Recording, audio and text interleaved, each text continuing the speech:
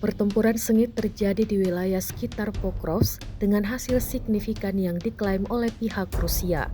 Dalam serangan terbaru pada Minggu 6 Juli 2025 kemarin, kelompok pasukan pusat Rusia melancarkan aksi tempur intensif yang berujung pada penghancuran besar-besaran terhadap aset militer Ukraina.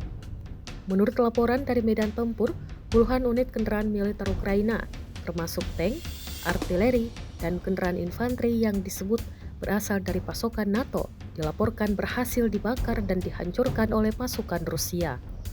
Operasi ini dikabarkan dilakukan dengan menggunakan berbagai jenis drone serang yang menyasar peralatan tempur dan posisi pasukan Ukraina secara presisi. Rekaman detik-detik serangan diunggah di Telegram Senin 7 Juli 2025 memperlihatkan momen-momen ketika drone Rusia menghantam target-target Ukraina hingga menimbulkan ledakan dahsyat.